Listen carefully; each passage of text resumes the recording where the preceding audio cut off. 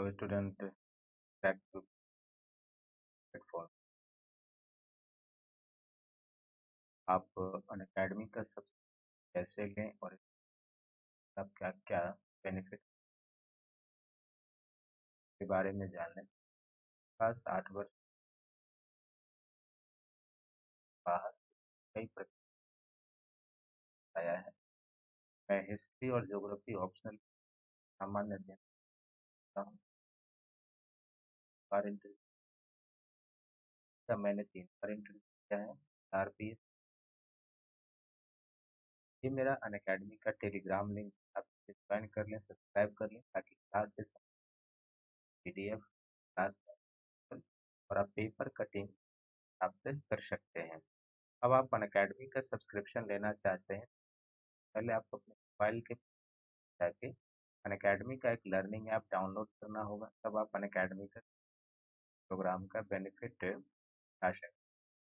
जब आप अनअकैडमी का सब्सक्रिप्शन लेते हैं तो आपको क्या क्या बेनिफिट प्राप्त होता है। सबसे पहले इसमें आपको डेली लाइव क्लास मिलता है और क्लास में करके क्लास से संबंधित जो भी प्रॉब्लम हो आप सॉल्व क्लियर कर लेते हैं। फिर इसमें आपको लाइव टेस्ट और क्विज है। इस लाइव टेस्ट और क्विज आपको गेम्स का और करते से किया जाता है। इसके माध्यम से आपको अपने प्रिपरेशन को जांचने का अवसर मिलता है। तीसरा, इसमें आपको एक स्ट्रक्चर प्राप्ति होती है, तहत आपको और मेंस का सिलेबस एक निर्धारित समय पर कराया जाता है। और चौथा, आप अनलिमिटेड एक्सेस प्राप्त करते हैं, अर्थात आप भीड़ का हिस्सा नहीं बनते, सबसे लार्जेस्ट ऑनलाइन एजुकेशन प्लेटफॉर्म से जुड़ जाते हैं, टॉप एडुकेटर से मार्गदर्शन लेने का अवसर प्राप्त करते हैं। और अनअकैडमी के द्वारा यूपीएससी के लिए चलाए गए 15,000 से भी प्रकार के प्रीलिम्स, मेंस और इंटरव्यू गाइडलाइन प्रोग्राम से आप उसका बेनिफिट उठाते हैं। अनअकैडमी के द्वारा यूपीएससी में शामिल सभी प्रकार के ऑप्शनल पेपर की शुरुआत की गई। ज्योग्राफी और फिजिक्स हूँ, आप इसका सब्सक्रिप्शन लेकर मेरे साथ प्लस कोर्स में जुड़ सकते हैं। अब आप अकेडमी का सब्सक्रिप्शन लेना चाहते हैं, अकेडमी के जीएस का 2 प्रकार का सब्सक्रिप्शन में एक सब्सक्रिप्शन है जो प्लस कोर्स का सब्सक्रिप्शन है और दूसरा जो सब iconic subscription plus course 12 month का सब्सक्रिप्शन फीस 45,500 रुपया है। लेकिन यदि आप मेरा रेफरल कोड शंकर YT देंगे तो आपको 10% का डिस्काउंट मिलेगा। तब 12 मंथ का जो प्लस कोर्स का सब्सक्रिप्शन आपको 44,550 में प्राप्त हो जाएगा। और यदि आप 24 मंथ के प्लस कोर्स का सब्सक्रिप्शन लेना चाहते हैं तो 70,000 रुपया है। लेकिन यदि आप मेरा रेफरल कोड शंकर YT करेंगे तो आपको 10% का डिस्काउंट मिलेगा।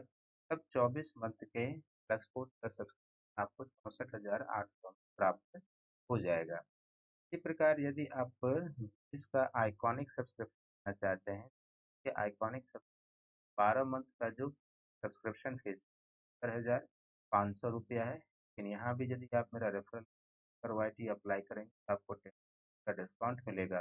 तब 12 मंथ के आइकॉनिक 62,550 जाएगा। आपको आइकॉनिक सब्सक्रिप्शन में मिलता क्या है? Daily live class, practice, structure schedule, personal coach, element, answer writing, study planner और पर्सनल फीडबैक के आधार पर आपकी तैयारी कराई जाती है। और साथ ही आप ऑप्शनल पेपर का भी अब आप अलग से सब्सक्रिप्शन लेकर प्लस मेरे साथ जुड़ सकते हैं। ऑप्शनल पेपर के 12 मंथ का जो सब्सक्रिप्शन 27,500 रुपया है। लेकिन यदि आप यहाँ भी मेरा रेफरल कोड पर YT प्रयोग करेंगे तो आप 10% डिस्काउंट पाएंगे। तब 12 मंथ के ऑप्शनल पेपर का जो सब आपको 24,750 में प्राप्त हो जाएगा। आप अनअकैडमी के 1 या 2 वर्षों प्लस कोर्स का और जीएस का आइकॉनिक सब्सक्रिप्शन लें और ऑप्शनल पेपर का सब्सक्रिप्शन लेकर आप मेरे साथ प्लस कोर्स में जुड़ सकते हैं, जिसमें आपका मार्गदर्शन होगा। तो सभी का स्वागत है। आज हम लोग मध्यकालीन भारतीय इतिहास में विजयनगर कालीन जो स्थापत्य और कला के क्षेत्र में प्रगति हुई थी उसके बारे में हम लोग करने जा रहे हैं। तो चूंकि हम लोग मध्यकाल में सल्तनत काल को कंप्लीट कर चुके हैं, सल्तनत काल का जो राजनीतिक इतिहास है, काल का प्रशासनिक इतिहास है, को कंप्लीट कर चुके हैं, न केवल राजनीतिक और प्रशासनिक इतिहास कंप्लीट कर चुके हैं, बल्कि हम लोग सल्तनत काल की कला और स्थापत्य को भी पिछले वीडियो में कंप्लीट कर चुके हैं। साथ ही हमने मध्यकालीन भारत के जो प्रांतीय राज्य थे, प्रांतीय राज्य के अंतर्गत जो स्थापत्य कला और अन्य कला के सेक्शन में प्रगति हुई, वो हम कर चुके हैं। मैंने पहले भी बताया था कि विजयनगर का जो स्थापत्य कला और साहित्य है, संगीत है, चित्रकला है, इस पर मेंस में प्रश्न आए भी हुए हैं और इसमें कृष्णदेव राय पर अलग से प्रश्न भी आ सकता है और इसमें कई तरीके से प्रश्न आ सकते हैं, जिस पर हम आगे डिटेल से चर्चा करेंगे जब इस पर चर्चा कर लेंगे। तो इसको इसीलिए हमने एक अलग टॉपिक के रूप में रखा है ताकि आपके पास अच्छे से यह मटेरियल पहुंचे और जैसे आप पहले वीडियो देखने के बाद अपना नोट्स डेवलप करते जा रहे थे, ठीक उसी तरीके से आप अपना नोट्स डेवलप करते जाएंगे। तो सबसे पहले हम लोग देखते हैं कि विजयनगर में हम लोगों को किन किन चीज़ों के बारे में जानना है। तो सबसे पहला टॉपिक इसमें होगा कि विजयनगर साम्राज्य के अंतर्गत जो स्थापत्य कला है उसके बारे में हम लोग देखेंगे, फिर जो संगीत कला है उसके बारे में, फिर चित्रकला के बारे में और फिर साहित्य कला के बारे में हम लोग देखेंगे। तो 4 सेक्शन के अंतर्गत हम लोग विजयनगर की कला का अध्ययन करेंगे। लेकिन इन 4 सेक्शन में विजयनगर की कला के अध्ययन में सबसे पहले जो हम लोग स्थापत्य कला के क्षेत्र में जाएँगे, तो स्थापत्य कला के क्षेत्र में हम लोग विजयनगर के अध्ययन का जो तरीका होगा स्थापत्य कला का क्षेत्र का, तो सबसे पहले स्थापत्य कला। तो विजयनगर शासन काल में हम लोग जान चुके हैं कि विजयनगर का जो शासन काल था वो प्रायद्वीपीय भारत के सुदूर दक्षिण में तमिलनाडु। तो एक तो विजयनगर साम्राज्य के जो स्थापत्य कला है उसका हमें प्रमाण कहाँ से मिला है, इसके बारे में हम लोगों को जानना है कि प्रमाण कहाँ से मिला है। इसका हम लोग देखेंगे कि ये जो स्थापत्य कला है, तो बेसिकली विजयनगर शासकों के समय में स्थापत्य कला की विशेषता क्या थी, इसके बारे में हम लोग देखेंगे। आर्किटेक्ट की विशेषता। तीसरा, इस समय के स्थापत्य के कुछ प्रमुख उदाहरण देखेंगे कि किस तरीके के स्थापत्य और कौन सा उदाहरण है, और तब हम लोग फाइनल इस पर निष्कर्ष निकालेंगे कि इसका क्या उच्च तत्व है। तो एक प्रश्न मेंस में यह आ सकता है केवल कि विजयनगर कालीन जो स्थापत्य का सेक्शन है उसके बारे में या उस पर आप प्रकाश डालें। सबसे पहले विजयनगर स्थापत्य का जो प्रमाण मिला है, बेसिकली मैंने इसके जब हम लोग राजनीतिक इतिहास का अध्ययन कर रहे थे तो उस समय भी मैंने आपको बताया था कि विजयनगर का जो साम्राज्य है यह तुंगभद्रा नदी के किनारे बसा हुआ था, तुंगभद्रा नदी के। और कर्नाटक में हम्पी नामक स्थान से विजयनगर साम्राज्य के पुरातात्विक प्रमाण मिले हैं, यहाँ पर था। तो अभी भी यहाँ के मंदिर हमें ध्वंसावशेष के रूप में और कई मंदिर अभी भी उसी से रूप में मिलते हैं जिस रूप में वहाँ के शासकों ने मंदिर का निर्माण कराया था। तो हम्पी से और इसके कई सारे अभिलेखीय प्रमाण भी हैं क्योंकि इस मंदिर के दीवारों पर विजयनगर के शासकों के द्वारा कई सारे अभिलेख भी उत्कीर्ण करवाए गए, जिसके कारण इसके बारे में हम जान पाते हैं कि यह अमुक शासक के द्वारा बनाया गया था। अब दूसरा जो प्रमुख सेक्शन है कि विजयनगर में जो स्थापत्य का विकास हुआ था उसकी विशेषता क्या थी, तो सबसे पहला पॉइंट इसमें हो जाएगा कि विजयनगर के शासन काल में जिस वास्तुकला की शैली का विकास हुआ था उसको हम लोग द्रविड़ वास्तुकला कहते हैं, द्रविड़ स्थापत्य कला कहेंगे। जैसे भारत में मंदिर निर्माण की 3 शैलियां हैं, नागर शैली है, द्रविड़ शैली है और बेशर शैली है, जो हम लोग पहले से जानते हैं। तो द्रविड़ स्थापत्य कला का विकास हुआ था इस समय।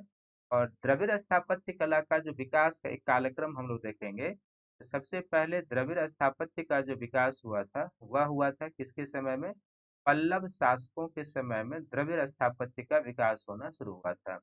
पल्लव शासकों के बाद इस स्थापत्य शैली का विकास हुआ था, चोल शासकों ने द्रविड़ स्थापत्य को पराकाष्ठा पे पहुंचा दिया था। चोल काल के बाद इस स्थापत्य का विकास हुआ विजयनगर के शासन काल में, विजयनगर जिसका अध्ययन अभी हम लोग कर रहे हैं। और विजयनगर के साम्राज्य के पतन के बाद दक्षिण भारत के जो नायक शासक वंश थे, नायक शासक वंश ने द्रविड़ स्थापत्य कला को प्रमोट किया था। तो इन 4 राजवंशों के शासन काल में जिस स्थापत्य कला शैली का विकास हुआ वो द्रविड़ स्थापत्य के रूप में जाना जाता है। तो एक तो पहला इस कला की विशेषता हो जाएगी कि द्रविड़ स्थापत्य समूह के शैली के मंदिरों का निर्माण हुआ था। अब विजयनगर शासन काल में जिस द्रविड़ स्थापत्य शैली के समूह के मंदिर का निर्माण हुआ था, उसकी एक प्रमुख विशेषता थी मंदिर निर्माण में, जिसको हम लोग कहते हैं कल्याण मंडप। आपके सामने में इमेज है, आप देख सकते हैं कि एक तरीके से कल्याण मंडप है। तो द्रविड़ वास्तुकला की विजयनगर साम्राज्य काल में जो पहली विशेषता थी वो कल्याण मंडप। ये 2018 के यूपीएससी के प्रीलिम्स में पूछा हुआ प्रश्न है कि कहाँ पर स्थापत्य की विशेषता उसके कल्याण मंडप में देखने को मिलता है। दूसरा, ये होता क्या था अभी जिक्र करेंगे, लेकिन पॉइंट लिख लें। दूसरा जिस स्थापत्य की विशेषता थी वह था अम्मान मंदिर, यानी कि एक अम्मान मंदिर विजयनगर शासन काल में बनता था। अम्मान मंदिर इसकी दूसरी विशेषता थी। तीसरा, इसमें जो प्रवेश द्वार होता था द्रविड़ वास्तुकला में, उसको क्या कहा जाता था? गोपुरम। तो गोपुरम का भव्य निर्माण होना शुरू हुआ, जो तीसरी इसकी विशेषता। चौथा, इस समय हम लोग देखते हैं कि मंदिर वास्तुकला के क्षेत्र में बड़े पैमाने पर स्तंभों का प्रयोग हुआ है। बड़े पैमाने पर स्तंभों का प्रयोग, यानी कि पिलर्स का बड़े पैमाने पर प्रयोग हुआ है। और फिर अलंकरण और अलंकरण प्लस जो सजावट जिसको हम लोग कहते हैं अलंकरण पर जोर दिया गया है। तो ये 5 पॉइंट जो हैं द्रविड़ वास्तुकला की नवीन विशेषता उभर कर सामने आई विजयनगर के शासन का। हालांकि गोपुरम पहले से भी प्रचलन में था, लेकिन यहाँ पर कुछ उसको विशेषीकृत रूप प्रदान किया गया। और अन्य जो द्रविड़ वास्तुकला शैली की विशेषता होती है वो इस काल में भी प्रचलन में रहा था। तो सबसे पहले विजयनगर शासन काल में जो कल्याण मंडप होता था, वह बेसिकली क्या होता था कि मंदिर मंदिर के प्रांगण में यह कल्याण मंडप बाईं ओर बनाया जाता था, क्योंकि द्रविड़ वास्तुकला के जो मंदिर बनते थे वह एक चार दीवारी के अंदर बनता था। इस तरीके से इसको घेर दिया जाता था, फिर यहाँ पर इसका प्रवेश द्वार बनता था और चार दीवारी में बनता था। तो ये जो होता था मंदिर के बाईं ओर में बनाया जाता था कल्याण मंडप। और कल्याण मंडप जैसा कि आप इमेज में देख रहे हैं, इसमें मूल रूप से देवताओं के विवाह समारोह का आयोजन किया जाता था। देवताओं के विवाह समारोह आयोजित करने के लिए कल्याण मंडप का निर्माण होता था। दूसरा, जो अम्मान मंदिर होता था विजयनगर शासन काल में, यह अम्मान मंदिर जो होता था मुख्य मंदिर के बगल में ही एक सहायक मंदिर के रूप में हुआ करता था। मुख्य मंदिर के बगल में एक सहायक मंदिर के रूप में। और यह जो सहायक मंदिर होता था, इसमें मुख्य देवता के पत्नी की प्रतिमा स्थापित की जाती थी। इसका अर्थ यही हुआ कि विजयनगर शासन काल में जो खासकर दक्षिण भारत में जो मंदिर बने, चाहे आप प्राचीन काल से देख लोगे तो पल्लव शासन काल हो, चोल शासन काल हो या विजयनगर शासन काल हो, तो दक्षिण भारत में अधिकांश राजवंशों के समय में शैव या वैष्णव धर्म को प्रोत्साहन मिला था। जैन बौद्ध धर्म को उतना प्रोत्साहन नहीं मिला, और इस समय तक आते आते तो जैन और बौद्ध धर्म लगभग समाप्ति की ओर। तो इस समय भी शैव और वैष्णव धर्म को प्रोत्साहन मिला था, तो मुख्य मंदिरों का जो निर्माण हुआ है वो शैव और वैष्णव धर्म से ही। इसका अर्थ है कि विष्णु की प्रति पत्नी के रूप में जो अलग से मंदिर उनके लिए बनाया जाता था, उनको हम लोग अम्मान मंदिर कहेंगे। या फिर शिव का जो मंदिर होता था शैव धर्म से संबंधित, तो उनके इष्ट के लिए जो अलग से बनता था मंदिर वो अम्मान मंदिर, यानी देवताओं के प्रतिमा पत्नी की अलग से मंदिर बनती थी, जिसको हम लोग अम्मान मंदिर कहते थे। गोपुरम होता था, जैसे कि मंदिर का जो प्रवेश द्वार होता था, उसको हम लोग दक्षिण भारत में द्राविड़ स्थापत्य में गोपुरम कहते हैं। तो विजयनगर शासन काल में गोपुरम काफी विशाल आकार का होता था और उसको भव्य रूप दिया जाना शुरू हुआ था। और चौथा और पांचवा जो इस वास्तुकला शैली की विशेषता है कि इसमें बड़े पैमाने पर स्तंभों का प्रयोग हुआ। आप देख रहे हैं कि इसमें किस तरीके से स्तंभों का प्रयोग हुआ है। एक एक मंदिर में कम से कम 200-400 स्तंभों का इस रूप में प्रयोग हुआ है। तो बड़े पैमाने पर स्तंभों का प्रयोग और इनको अलंकरण जो है इन स्तंभों में विशेष रूप से। तो स्तंभों को और मंदिर के दीवारों को सजाने के लिए जो है जिस चीज का प्रयोग किया गया है उसमें पशुओं का चित्रांकन है। और फिर देवी देवताओं की, जैसे रामायण और महाभारत, तो रामायण और महाभारत से ली गई कहानी का चित्र के माध्यम से मंदिर के दीवारों पर उत्कीर्ण किया गया, उसको सजाया गया है। और ये जो स्तंभ है बेसिकली क्या है कि एक तरीके से मोनालिथिक स्तंभ है। मोनालिथिक स्तंभ कहने का अर्थ हुआ है जिसको आप एक विशेषता के रूप में रख सकते हैं कि ये जो स्तंभ है, इतने विशाल स्तंभ प्रयोग किए गए हैं, ये एक ही पत्थर को तराश कर बनाए गए हैं। एक ही पत्थर को तराश कर उसको फिट किया गया, जिसको हम लोग मोनालिथिक कहते हैं। तो मोनालिथिक स्तंभों का प्रयोग बड़े पैमाने पर विजयनगर वास्तुकला में हुआ है। तो और अन्य जो द्रविड़ शैली की विशेषता है कि मंदिर चार दीवारी में होता था, मंदिर के प्रांगण के अंतर्गत तालाब होता था।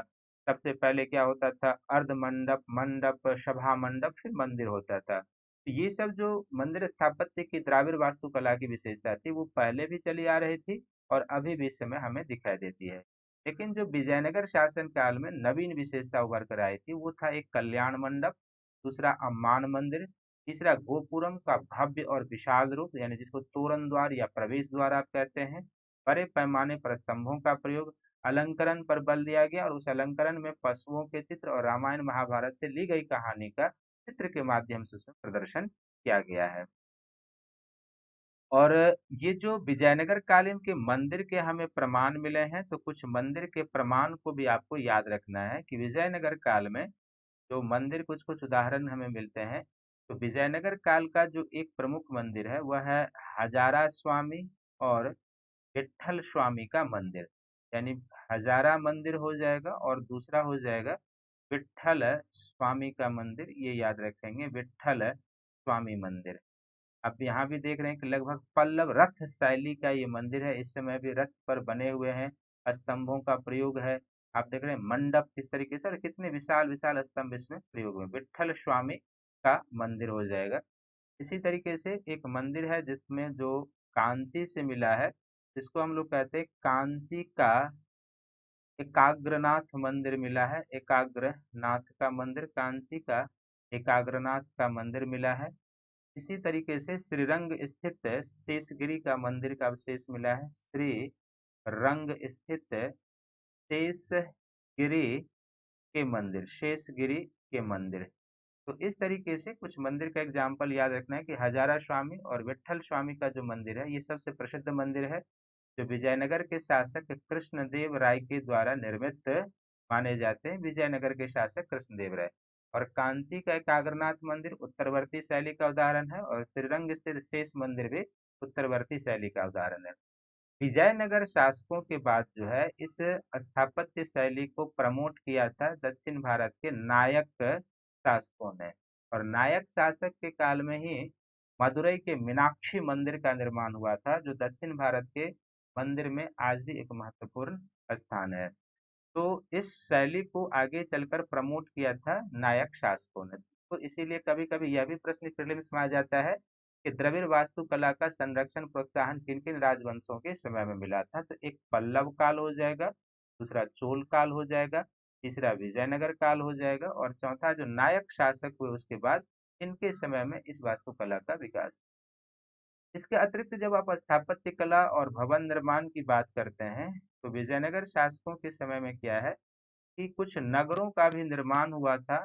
तो आप उसको भी इसमें शामिल कर सकते हैं। और ये जो नगर बने थे, इसमें कृष्णदेव राय के द्वारा हजारा स्वामी का मंदिर और कृष्णदेव राय के द्वारा जो बनाया गया था, इसमें एक था जिसको हम लोग कहते हैं नागलापुर शहर, उन्होंने बताया था। और नागलापुर शहर जो उन्होंने बताया था, यह एक नियोजित शहर के रूप में बताया था। और इसी तरह से इन्होंने हासपेट नामक सिटी को बसाया था। तो नागलापुर और हासपेट शहर जो है, ये विजयनगर शासकों के द्वारा, खासकर कृष्णदेव राय के द्वारा।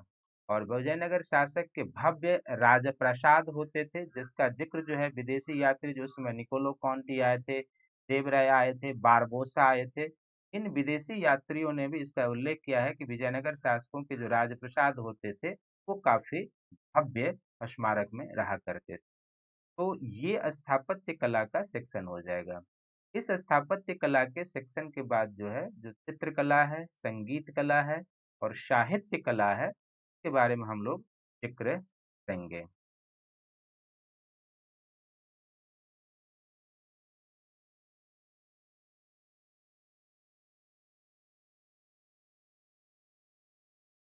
ये आप देख सकते हैं कि जो विजयनगर के शासनकाल में वास्तुकला शैली का विकास हुआ था, किस तरीके के मंदिर का निर्माण हुआ था और कैसे वो स्थापत्य के रूप में हमें देखने को मिलते हैं। आप इसके बारे में यहाँ पर देख सकते हैं।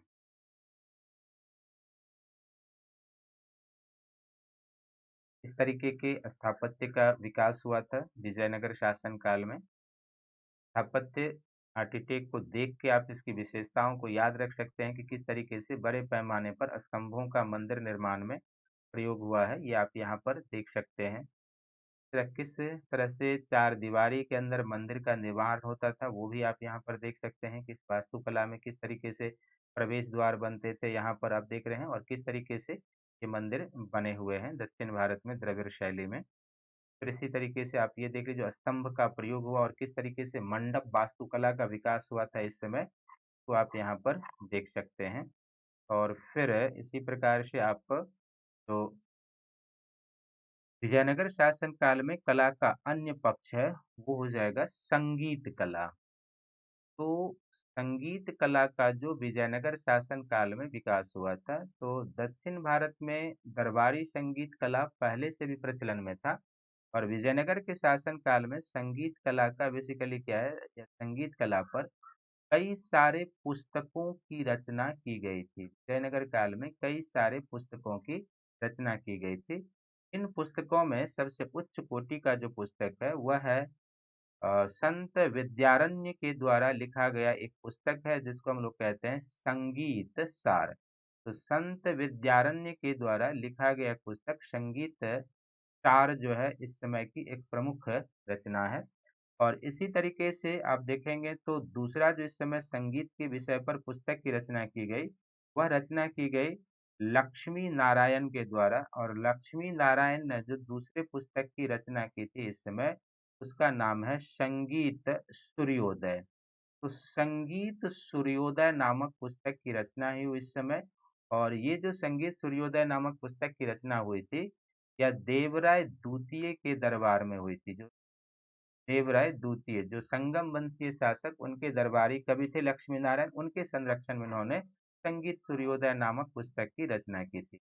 और तीसरा जो इस समय पुस्तक की रचना हुई थी, रामा अमात्य के द्वारा एक पुस्तक की रचना हुई थी, रामा अमात्य के द्वारा। उसको हम लोग कहते हैं स्वरमेल कलानिधि। स्वरमेल कलानिधि नामक पुस्तक की इस समय रचना हुई थी रामा अमात्य के। तो ये तीन प्रमुख पुस्तक विजयनगर के शासन काल में संगीत के विषय पर लिखे गए। और दक्षिण भारत में जो संगीत की शैली, जो कर्नाटक संगीत शैली है आज के समय में, उसका हम लोग यहाँ पर आरंभिक रूप देखते हैं कि विद्यारण्य के रूप में संगीतकार की पुस्तक की रचना, लक्ष्मी नारायण के द्वारा संगीत सूर्योदय की रचना, रामा मात्य के द्वारा स्वरमेल कलानिधि नामक पुस्तक की रचना हुई थी। तो और इस समय कई सारे ऐसे गायकों का भी जिक्र हमें मिलता है। और दक्षिण भारत में पहले भी आपने देखा था कि अलाउद्दीन खिलजी के दरबार में दक्षिण भारत के संगीतकार गोपाल नायक, और फिर अलाउद्दीन खिलजी के दरबारी कवि जो थे एक तरीके से अमीर खुसरो, उनके बीच जो है सो शास्त्रार्थ हम संगीत पर देखते हैं। संगीत के साथ साथ विजयनगर काल में जिस स्थापत्य शैली का सर्वाधिक विकास हुआ था, वह है एक तरीके से साहित्य कला। और विजयनगर के शासन काल में जो साहित्य कला का विकास हुआ था, तो यहाँ पर यह याद रखेंगे कि विजयनगर के शासन काल में साहित्य कला का उत्कृष्ट विकास हुआ। और इस समय साहित्य कला के अंतर्गत तमिल साहित्य का भी विकास हुआ, तेलुगु साहित्य का भी विकास हुआ, और कन्नड़ साहित्य का भी विकास हुआ था। तो साहित्य का इस समय विकास हुआ था। लेकिन जिस साहित्य का सर्वाधिक विकास हुआ था वह तेलुगु साहित्य था। लेकिन विजयनगर शासन काल में तीनों साहित्य का विकास हुआ था, लेकिन सर्वाधिक इसमें तमिल, तेलुगु, कन्नड़, और कन्नड़ के साथ साथ यहाँ पर संस्कृत साहित्य का भी विकास हुआ था। तो विजयनगर के शासकों के काल में चार भाषाओं के साहित्य का विकास हुआ। एक तमिल का विकास हुआ, तेलुगु का विकास हुआ, कन्नड़ का विकास हुआ, और संस्कृत साहित्य का इस समय विकास हुआ था। तो इस साहित्य में सबसे पहले स्थान पर जो नाम आ जाएगा वो हो जाएंगे कृष्णदेव राय, जो विजयनगर शासक थे। तो कृष्णदेव राय के द्वारा ये कई भाषाओं के जानकार थे, और इन्होंने तेलुगु में भी पुस्तक की रचना की थी, और इन्होंने संस्कृत में भी पुस्तक की रचना की थी। तो तेलुगु में इन्होंने जिस पुस्तक की रचना की थी उसका नाम है अमुक्त माल्यदा। अमुक्त माल्यदा नामक पुस्तक की इन्होंने रचना की थी। और अमुक्त माल्यदा जो इनकी पुस्तक है, यह बेसिकली प्रशासन विषय पर संबंधित है। राज्य शासन और प्रशासन के सिद्धांतों पर आधारित पुस्तक है। और दूसरा जिन्होंने संस्कृत भाषा में पुस्तक की रचना की, उसका नाम है जाम्बवती कल्याणम। जाम्बवती कल्याणम इनकी संस्कृत भाषा में लिखी गई पुस्तक है। तो जाम्बवती कल्याणम और जाम्बवती कल्याणम जो है एक नाट्य ग्रंथ है, ये याद रखेंगे। साथ ही कृष्णदेव राय ने प्रबंधन का विकास किया था। कृष्णदेव राय के द्वारा प्रबंधम का विकास किया गया था। और ये जो प्रबंधम का इन्होंने विकास किया था, तो इन्होंने तेलुगु साहित्य को एक स्वतंत्र विधा के रूप में विकसित किया था। इसके माध्यम से तेलुगु साहित्य पहले तमिल के अंग के रूप में विकसित हो रहा था, लेकिन यहाँ से एक स्वतंत्र शैली के रूप में विकसित होना शुरू हुआ। साथ ही कृष्णदेव राय के दरबार में तेलुगु भाषा के 8 विद्वान रहते थे, जिनको हम लोग क्या कहते हैं, अष्ट दिग्गज कहते हैं। इन्होंने तेलुगु भाषा के 8 विद्वानों को संरक्षण दिया, जिनको हम लोग क्या कहते हैं, अष्ट दिग्गज कहते हैं। और इनके नेतृत्व में तेलुगु भाषा और साहित्य का बड़े पैमाने पर विकास हुआ था। तो इनके अष्ट दिग्गजों में जो कुछ विद्वान शामिल हैं, उनमें से एक थे जिनका नाम है नंदी तिम्मन। तो नंदी तिम्मन एक अन्य विद्वान इनके दरबार के, जिन्होंने परिजात हरण नामक पुस्तक की रचना की थी। परिजात हरण नामक पुस्तक की रचना की थी। फिर दूसरे इनके दरबार के जो अष्ट विद्वान थे, अष्ट दिग्गज, उसमें शामिल थे अलसानी पेद्दन। तो अलसानी पेद्दन के द्वारा भी जिस पुस्तक की रचना की गई, वह पुस्तक है, हम लोग कहते हैं, मनुचरित नामक पुस्तक की इनके द्वारा रचना की गई थी। मनुचरित नामक पुस्तक। इसके अलावा धुरजटी, पिंगली सुररन, ये इनके दरबार के प्रमुख विद्वान थे। तो अष्ट दिग्गज थे इनके दरबार में, जो तेलुगु भाषा के 8 विद्वान थे। इसके अलावा जो कृष्णदेव राय और विजयनगर के शासन काल में कई सारे महत्वपूर्ण प्रणय प्रसंग ग्रंथ की भी रचना हुई। उसमें एक है गंगा देवी की रचना है, गंगा देवी। गंगा देवी की जो रचना है, इसको हम लोग कहते हैं मधुरा विजयम। और ये जो मधुरा विजयम है, गंगा देवी में, मधुरा विजयम में मधुरा विजय का वर्णन है। कुमार कप्पन के द्वारा जो मधुरा विजय किया गया था, उसकी इसमें हमें जानकारी मिलती है, जो गंगा देवी की रचना है। इसी तरीके से एक प्रणय ग्रंथ है, जिसको हम लोग कहते हैं वरदाम्बिका परिणय। वरदाम्बिका परिणय जो है वह तिरुबालंबा की रचना है। वरदाम्बिका परिणय जो है वो तिरुबालंबा की रचना है। और ये जो तिरुबालंबा की रचना है, वरदाम्बिका परिणय, वरदाम्बिका परिणय, ये जो वरदाम्बिका परिणय है, तिरुबालंबा की रचना, ये एक प्रणय ग्रंथ है। और बेसिकली इसमें अच्युत राय और वरदाम्बिका के विवाह का वर्णन है। जो कृष्ण विजयनगर के शासक हुए थे अच्युत देव राय, तो अच्युत देव राय और वरदाम्बिका वरदाम्बिका के इसमें विवाह और उनके परिणय संबंधों का वर्णन है। तो ये सभी इस समय जो रचना की गई थी, वो सभी क्या थे, तेलुगु भाषा के साहित्य के ग्रंथ। और इसमें आप देख रहे हैं कि एक संस्कृत का भी ग्रंथ है, जो कृष्णदेव राय के द्वारा लिखा गया था, जाम्बवती कल्याणम, जो एक तरीके से नाट्य ग्रंथ है। इसके अलावा इस समय जो है कन्नड़ भाषा और साहित्य में भी कई ग्रंथों की रचना की गई थी। और इस समय जो कन्नड़ भाषा और साहित्य के ग्रंथों की रचना हुई थी, तो उसमें जो एक प्रमुख ग्रंथ हो जाएगा कन्नड़ भाषा और साहित्य में, तो सबसे पहले एक हो जाएगा जिसमें हमको कहते हैं कि एक थे मधुर कवि। इस समय विजयनगर के शासन काल में एक हुए मधुर कवि। और मधुर कवि के द्वारा इस समय हरनाथ पुराण की रचना हुई थी। ये कन्नड़ भाषा का ग्रंथ है। धर्मनाथ पुराण की रचना हुई थी। और इसमें जो है गोमतेश्वर के सम्मान में, गोमतेश्वर के सम्मान में कविता लिखी गई है। गोमतेश्वर के सम्मान में जो है वो कविता लिखी गई है। इसी तरीके से कृष्णदेव राय के दरबार में रहने वाले एक कवि ने वीर शैव मत पर आधारित एक पुस्तक की रचना की, जिसको हम लोग कहते हैं भाव चिंता तरन। भाव चिंतातरन। भाव चिंतातरन नामक ग्रंथ की रचना की गई। इसमें वीर शैव मैथ जो कर्नाटक में पहले से ही प्रचलन में था, उस पर लिखा गया पुस्तक है और ये कन्नड़ भाषा की जो है वो पुस्तक है। और इसी के साथ जो है इस समय कई सारे विद्वानों के द्वारा जो हमें विदूषक मिलते हैं वो भी मिलते हैं, जैसे कृष्णदेव राय के दरबार में तेनाली रामा नामक विदूषक की हमें जानकारी मिलती है, ये रहते थे। तो इस प्रकार से विजयनगर के शासन काल में कला और स्थापत्य के क्षेत्र में, जैसे कि आपने देखा संगीत पर बहुत सारे ग्रंथ की रचना हुई थी। यहाँ पर आप देख रहे हैं कि जो संगीत के साथ साथ यहाँ पर साहित्य जो तेलुगु कन्नड़ साहित्य है, तमिल साहित्य, संस्कृत साहित्य का विकास हुआ और स्थापत्य कला तो आपने देखा ही। साथ ही विजयनगर शासन काल से हमें चित्रकला का भी प्रमाण मिलता है।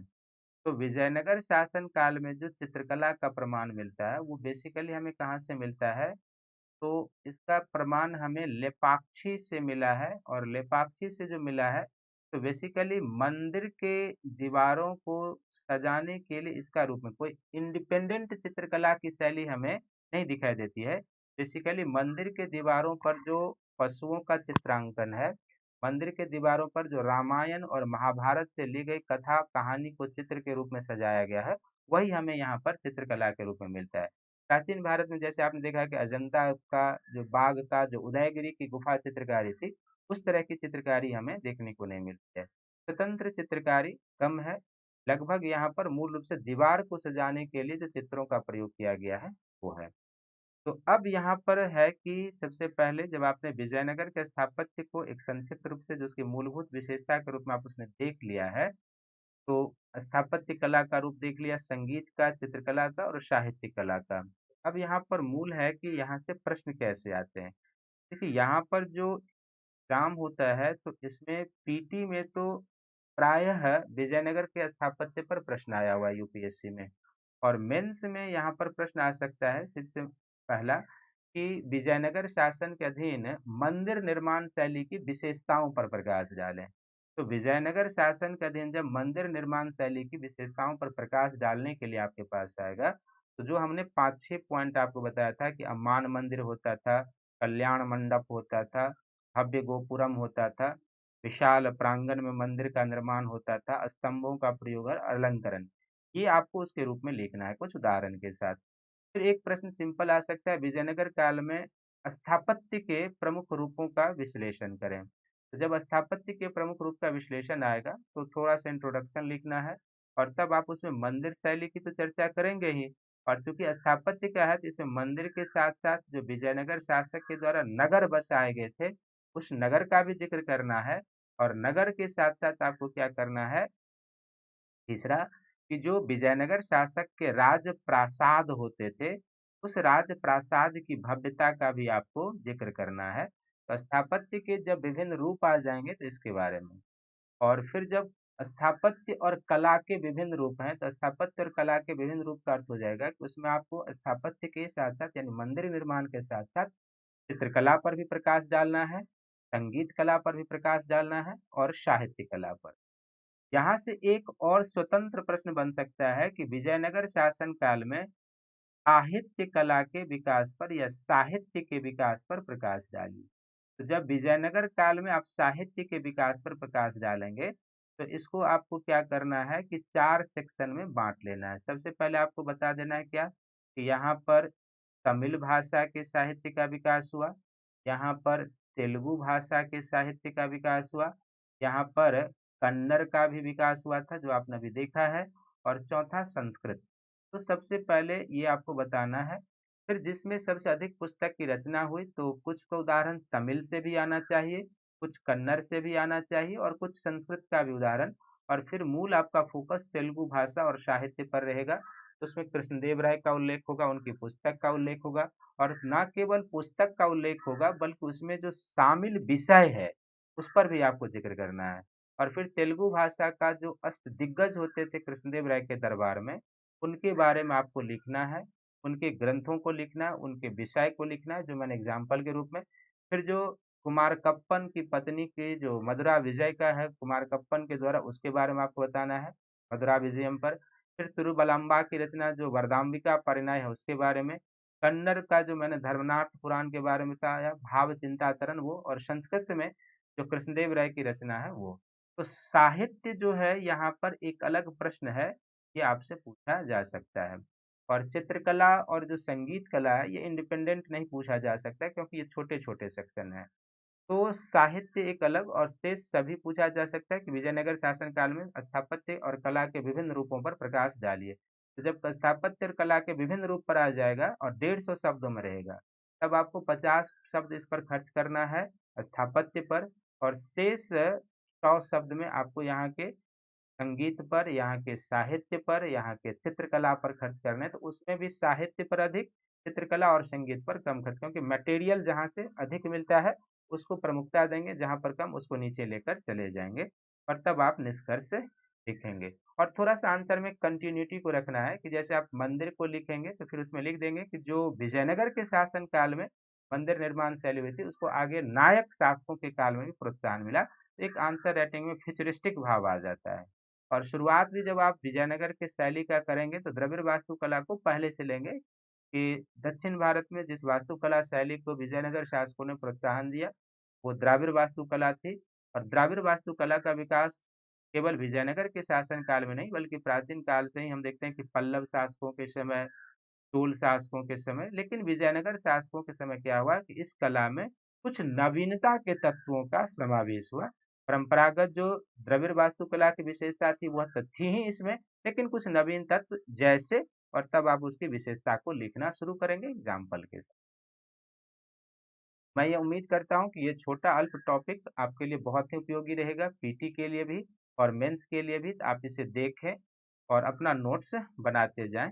अब अगले वीडियो में हम लोग, अगले लेक्चर में हम लोग क्या करेंगे कि मुगल साम्राज्य में प्रवेश करेंगे, और मुगल साम्राज्य में प्रवेश करने के बाद जैसे हम लोग पहले राजनीतिक इतिहास करते आ रहे हैं हर एक काल का, उसको करेंगे, और फिर प्रशासन, ये सब हम लोग करते जाएँगे। तो मध्यकाल का जो 2 सेक्शन में बाँट कर करते हैं, एक सल्तनत और एक मुगल। तो सल्तनत आपका पूरा कंप्लीट हो चुका है, और सल्तनत के साथ-साथ आपका प्रशासन भी, सल्तनत का स्थापत्य कला भी कंप्लीट हो चुका है। साथ ही मध्यकालीन भारत के जो प्रांतीय राज्य हैं और प्रांतीय राज्यों के समय जो स्थापत्य कला डिफरेंट सेक्शन सब विकसित हुए, वो भी आपका कंप्लीट हो चुका है। एक बचता है भक्ति और सूफी आंदोलन। तो भक्ति और सूफी हम रोक रहे हैं क्योंकि भक्ति और सूफी मुगल काल कर लेने के बाद हम चर्चा करेंगे। तो मुगल काल करेंगे फिर उसको करेंगे।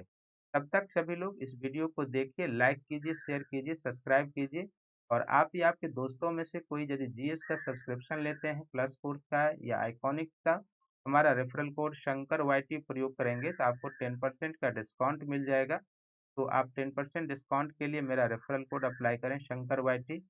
आप आइकॉनिक सब्सक्रिप्शन भी लेते हैं और मेरा referral code Shankar YT apply करेंगे 1 साल या 2 साल के लिए, तो आपको 10% का डिस्काउंट मिल जाएगा। इसी तरीके से आप जीएस के साथ-साथ ऑप्शनल पेपर का भी अलग से सब्सक्रिप्शन ले सकते हैं, और ऑप्शनल पेपर का अलग से सब्सक्रिप्शन भी लेते हैं और मेरा referral code Shankar YT apply करेंगे, तो आपको 10% का क्या होगा डिस्काउंट मिल जाएगा। और साथ ही इस वीडियो को सभी लोग लाइक कीजिए, शेयर कीजिए, सब्सक्राइब कीजिए, अपना नोट्स बना लेंगे, और सभी को थैंक यू है, धन्यवाद है।